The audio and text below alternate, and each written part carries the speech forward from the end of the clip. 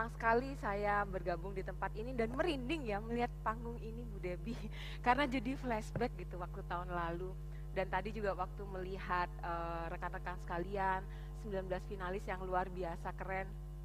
Melihat juga tampang juri, halo Pak Kemal, Mbak Era, Mbak Wina, Mas Yoris, agak semi merinding gitu karena flashback. Oke, so tanpa berlama-lama lagi, saya yakin pada waktu dulu kecil Anda semua belajar menulis dengan cara yang sama. Huruf A seperti apa, kemudian huruf B seperti apa. Pertanyaannya adalah, jika ada yang mencatat tadi ya, atau flashback gitu iseng, mengapa setelah sekian lama, Anda semua atau semua orang di dunia ini tidak ada satupun yang punya tulisan tangan sama persis? Amazing bukan? Bahwa sebagaimanapun orang itu menulis atau memiliki pola, baik itu dari negara Indonesia, negara Rusia, negara manapun, walaupun awalnya mereka belajar menulis dengan pola yang sama, tapi seiring dengan berjalannya waktu tulisan tangan mereka berbeda. Di depan ini adalah ada satu tulisan tangan, saya minta Anda sekarang secara singkat, spot dalam hati, simpan dalam hati, apa yang paling dominan atau tanda apa yang paling menonjol dari tulisan tangan, contoh tulisan tangan di depan. Milik siapakah tulisan tangan ini? Mari kita lihat, boleh saya minta tolong klipnya.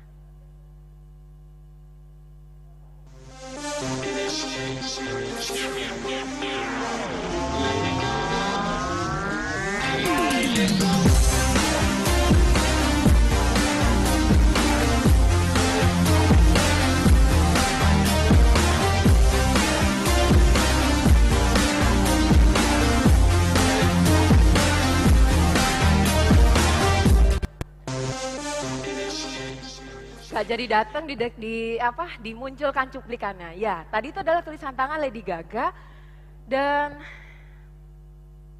kedua ini adalah tulisan tangan sosok pegolf internasional namanya Tiger Woods. Jika Anda perhatikan tulisan tangan di depan, itu punya satu kesamaan dengan tulisan tangan sebelumnya. Ada yang bisa menyebutkan? Nah, di belakang udah mulai begini-begini, tangannya udah mulai bergoyang-goyang gitu ya. Ya, memang ada satu kesamaan, yaitu pembuatan huruf Y atau huruf G yang terlalu dielaborasi, baik itu ke arah bawah maupun ke arah samping. Apakah artinya? Secara singkat, itu menggambarkan pola atau dorongan perilaku seksual seseorang yang di atas rata-rata. Kalau Lady Gaga, Anda langsung ngecek ya, huruf G-nya gimana gitu ya. Kalau Lady Gaga semua sudah bisa tahu gitu ya, kita semua bisa melihat betapa sensualnya Lady Gaga dalam setiap performance-nya, dalam setiap video klipnya, dan dalam lifestyle-nya juga mungkin ya, kalau Anda mengamati pemberitaan paparazzi di luar sana. Tapi bagaimana dengan Tiger Woods? Sosok yang selama ini selalu dia tampilkan adalah sosok family man gitu ya, ikut kegiatan-kegiatan charity, dan itu tidak ada yang salah dengan memiliki pencitraan seperti itu. Kalau tadi sudah disinggung oleh Reva ya, bahwa penampilan kita atau bagaimana kita membawakan diri, ya Reva ya, itu adalah mencerminkan atau ambasador bagi diri kita sendiri. Yang dicerminkan atau yang ditampilkan adalah sosok family man oleh sosok Tiger Woods. Apa sih dibalik kesamaan tanda dari tulisan tangan Tiger Woods dan tulisan tangan Lady Gaga? Kita saksikan klip yang berikutnya.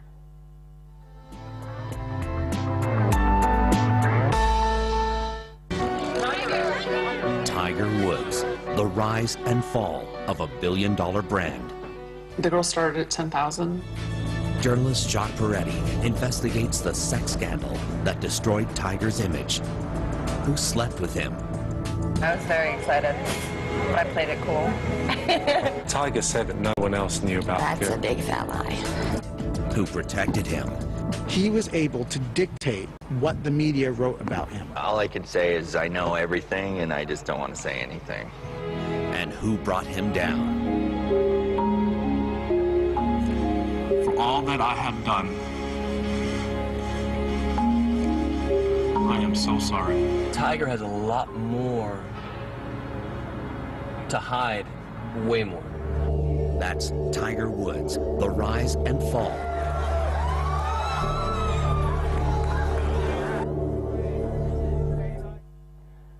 Tiger had a lot more to hide.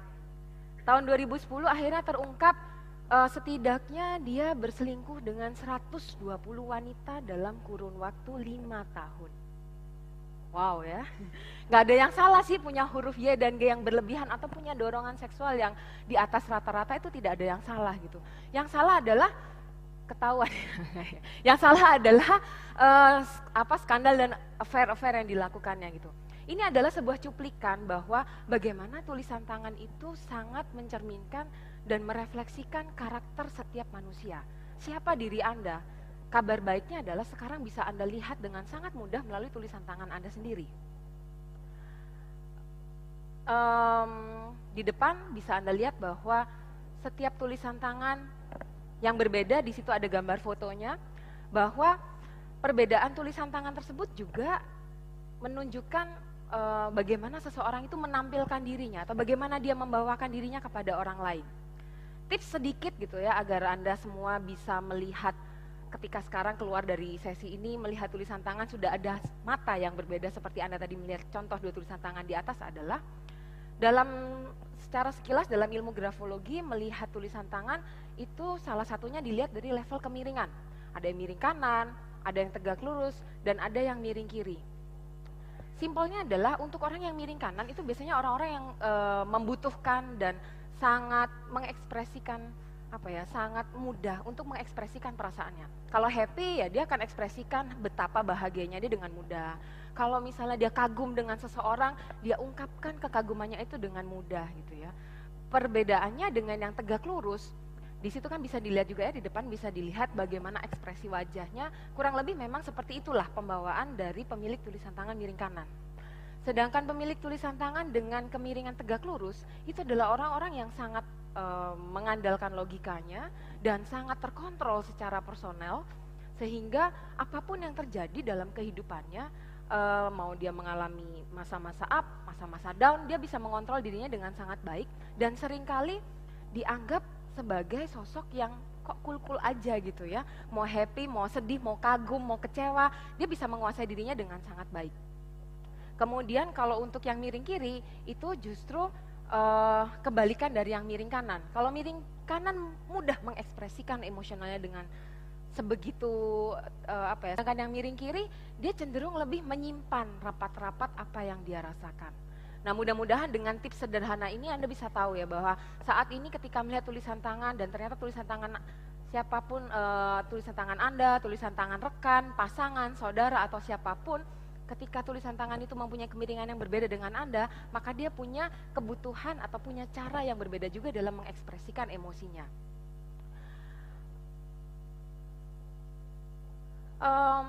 Tentang caring for yourself. Kalau melalui grafologi, kalau melalui tulisan tangan akhirnya Anda bisa tahu siapa diri Anda yang sebenarnya. Sebenarnya bagaimana sih, apa sih yang harus dilakukan untuk bisa caring for yourself gitu. Caring for yourself bagi saya adalah bagaimana kita bisa mengenali diri kita yang sebenarnya dan kita juga bisa mengenali siapapun orang-orang di sekeliling kita dengan sangat baik sehingga tidak ada salah pengertian. Yang terutama pertanyaannya adalah saya sering menjumpai orang tuh bertanya-tanya, si A itu kayak gimana sih orangnya? Si B itu kayak gimana sih orangnya? Pertanyaannya adalah kapan terakhir kali Anda bertanya, gue itu kayak gimana sih sebenarnya? Who is the real Debo gitu? Who is the real Tika? Who is the real Anita misalnya? Siapa diri saya yang sebenarnya ya kan? Sedikit flashback beberapa tahun yang lalu, tahun 2007 adalah masa-masa yang paling sulit yang pernah saya alami ya, secara emosional. Bahwa saya sedikit background, saya hidup berpindah-pindah di beberapa kota dan menetap cukup lama, 5 tahun di Bandung, 6 tahun di Surabaya gitu ya, kemudian pernah di Bali juga, dan sekarang saya menetap di Jakarta. Perbedaan lingkungan tersebut yang paling susah saya hadapi adalah pada tahun 2007 di waktu saya benar-benar tidak tahu siapa diri saya yang sebenarnya. Pernah mengalami seperti ini? Anda berada dalam sebuah lingkungan atau situasi di mana semua, ya saya mulai melihat banyak kepala yang menganggap it's normal. Anda mengalami, saya juga mengalami. Semua orang sekeliling Anda mengatakan bahwa you are not good enough. Gak bisa lu gitu, orang punya mimpi ingin menjadi model, oh lu gendut gitu, gimana lu bisa jadi model gitu ya. Orang bermimpi, saya ingin jadi pengusaha, entrepreneur gitu ya. Orang sekarang lu modal makan bulanan aja masih ngutang sana sini, kok mau jadi entrepreneur. Jadi semua sekeliling Anda itu menyuarakan hal-hal yang negatif dan mengatakan bahwa you are not good enough. Apa yang terjadi pada waktu saya mendapatkan pointing fingers you are not good enough? Saya percaya bahwa I'm not good enough, dan sebagai kompensasinya saya bekerja keras, berusaha menunjukkan bahwa I am good enough. Saya lupa jati diri siapa saya yang sebenarnya. Saya menjadi orang yang sangat workaholic, lupa untuk care kepada diri saya sendiri. Ya inilah penampakan saya tahun 2007 ya. Saya terlibat salah satu program SAR, Search and Rescue dari PT Sampurna. Dan bukan itu sorotnya ya, tapi sorotnya adalah saya sangat percaya yang dikatakan orang-orang bahwa you are not good enough. Saya tidak care kepada diri saya sendiri secara personally dan secara physically. Tentu bisa dilihat ya betapa ya demikianlah kurang lebih. Ya, ya gitu ya Mbak Era ya. Demikianlah gitulah adanya. Jadi ternyata dampaknya ketika saya tidak care kepada diri saya sendiri, hal itu juga berpengaruh. Selain kepada personality saya yang jadi quote and quote menyebalkan, kepada lingkungan juga akhirnya apa yang saya alami, apa yang saya pikirkan, apa yang saya rasakan itu juga menular ke lingkungan saya. Sekarang Anda bayangkan ya, ketika Anda bertemu dengan orang yang lagi bete, lagi kesel gitu ya, ketularan kesel juga nggak Mbak? Ketularan kesel juga ya, gitu ya, jadi jengkel juga. Terus kemudian Anda ketemu orang yang happy gitu, bawaannya ceria, kemudian menyinggung tadi yang Reva bilang ya, kalau Anda percaya kepada diri Anda sendiri, maka orang lain pun percaya kepada Anda. Apa yang Anda alami, apa yang Anda rasakan itu menular. Jadi pada waktu Anda tidak care kepada diri Anda sendiri, pada waktu saya tidak care kepada diri saya sendiri, saya menjadi pribadi yang sangat gak enak lah pokoknya gitu, pokoknya menyebalkan itu ya. Dan itu juga tercermin tidak hanya keluar tapi ke dalam juga. Kemudian akhirnya pada waktu saya berkenalan dengan ilmu grafologi, saya melihat bahwa ternyata dari tulisan tangan saya bisa tahu di balik you are not good enough itu I have something. Di balik you are not good enough, you have something. Di balik apapun yang orang katakan tentang Anda, you have something. You have diamond inside of you. Tapi kuncinya satu, you have to care for yourself first. Karena kalau bukan Anda yang care terhadap diri Anda sendiri, siapa yang mau care? Gitu ya, nomor satu kan harus Anda sendiri yang care terhadap diri Anda sendiri. Hanya dengan mengetahui ya, mengetahui ini adalah cara yang sangat simpel, tapi percaya deh, pukulannya langsung telak gitu ya. Begitu Anda tahu siapa diri Anda yang sebenarnya, dan kemudian Anda mulai mengenali ternyata di balik omongan-omongan orang bahwa you are not good enough, itu tersimpan sebuah karakter yang luar biasa, tersimpan sebuah potensi yang luar biasa ya Tika ya. Dan semua orang, semua cewek-cewek di sini adalah cewek-cewek yang keren gitu ya. Tadi saya melihat presentasi kalian semua, dan saya percaya bahwa semakin Anda menggali, semakin Anda mempelajari siapa sih, cari tahu dong siapa sih diri Anda yang sebenarnya. Kalau saya mencarinya melalui grafologi. Saya baca sendiri tulisan tangan saya amati sendiri tulisan tangan saya sendiri, dan akhirnya saya temukan, oh ternyata saya punya ini, saya punya itu, yang selama ini belum keluar. Mengapa belum keluar? Karena saya percaya dengan tudingan di sekeliling saya pada waktu itu, you are not good enough. Ketika Anda sudah menemukan cara untuk menemukan siapa jati diri Anda yang sebenarnya, dan kemudian Anda bisa mulai melakukan hal-hal yang sifatnya memperhatikan diri Anda sendiri, and you care for yourself, itu adalah cara yang paling sederhana tapi sangat powerful. Dan ketika Anda sudah menemukan itu, Anda bisa, you can just light up yourself. Anda bisa Anda bisa seperti orang tuh lahir kembali gitu ya. Anda benar-benar menjadi seseorang yang baru, Anda benar-benar menjadi pribadi yang totally new, dan tadinya api-api yang sudah ada di dalam diri Anda masih mati, itu tersulut kembali. Boleh ditayangkan klip yang selanjutnya?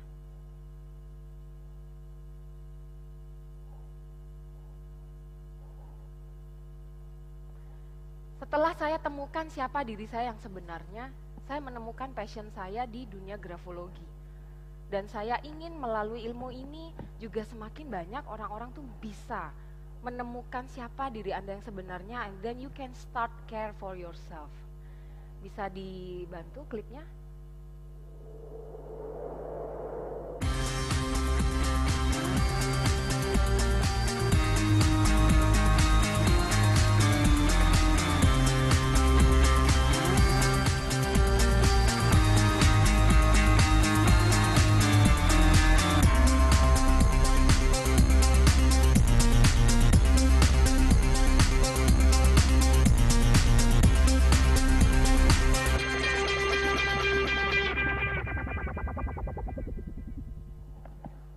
After I care for myself. You can do it too. Anda juga bisa melakukannya. Mulai dari cari tahu siapa diri Anda yang sebenarnya, temukan berlian-berlian Anda, cari api-api di dalam diri Anda, dan kemudian start care for yourself. Because if you're not care for yourself, apalagi orang lain. Thank you and let's celebrate our uniqueness, dan saya Deborah.